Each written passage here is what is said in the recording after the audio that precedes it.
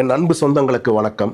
என்ன உங்களுக்கு நல்லா தெரியும், சில விஷயங்களை நம்ம வெளிப்படையாக பேச வேண்டிய கட்டாயத்தில் சூழ்நிலையில் நம்ம இருக்கோம். நான் 2013 பாஜகவில் ஒரு அடிப்படை உறுப்பினராக சேர்ந்தேன்.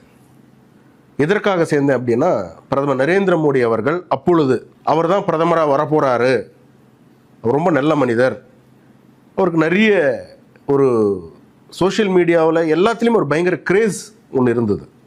அதை பார்த்து எனக்கு பிடித்து நான் பாஜகவில் இருந்தேன். இன்னைக்கு கட்சி இந்த அளவில் இருக்குது அப்படின்னா மிக வேதனையாக இருக்குது. 3% வச்சுருங்க உங்களுக்கெல்லாம் நீங்கள் அங்கீகாரம் கொடுத்தீங்க. 12% கொண்டு வந்த அண்ணாமலை அவர்களுக்கு நீங்கள் அங்கீகாரம் கொடுக்கல. ஏன் கொடுக்கல? எதுக்காக கொடுக்கல? தமிழ்நாட்டில் இருந்து ஒரு யங் பிளட், ஒரு எனர்ஜெட்டிக் பிளட், ஒரு நாலேஜபிள் பர்சன் வர்றது சில பேருக்கு பிடிக்கல அப்படின்றது தான் நான் நினைக்கிறேன். இதுதான் முக்கியமான காரணமாக இருக்கும்னு நான் நினைக்கிறேன். பல விஷயங்களில் நாங்கள் திமுக போல கிடையாதுன்னு நம்ம சொல்கிறோம். ஆனால் தமிழக பாஜகவுக்கோ திமுகவுக்கோ என்ன டிஃப்ரென்ஸ் இருக்குது? நிறைய பேர் அண்ணாமலை அவர்கள் மேலே நிறைய குற்றச்சாட்டு நீங்கள் சொல்கிறீங்க. எல்லாத்துக்கும் பதில் சொல்லுவோம். அதே போல் வருங்காலம் என்பது திரு அண்ணாமலை அவர்கள், திரு விஜய் அவர்கள், இப்படி தான் போட்டி இருக்குமே தவிர மற்றவங்க எல்லாருமே இரலவெண்ட்டாக மாறிடுவீங்க. இவங்க 2 பேர் நடுவில் தான் போட்டியே இருக்கும். இவங்க 2 பேர் நடுவில் தான் காம்படிஷனே இருக்கும்.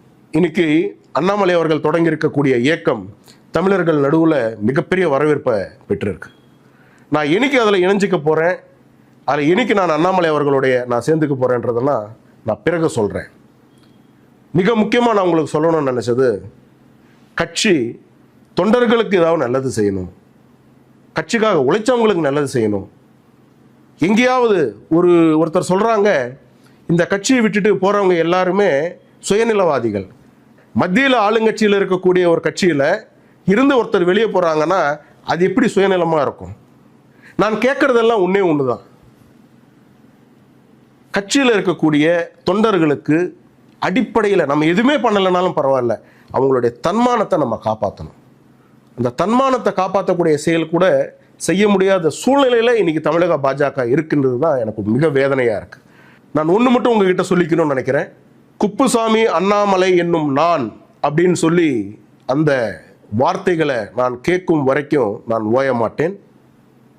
உறுதியாக சொல்கின்றேன், வருங்காலத்தில் அண்ணன் அண்ணாமலை அவர்கள் தான் முதல்வராக வருவார். நன்றி, வணக்கம்.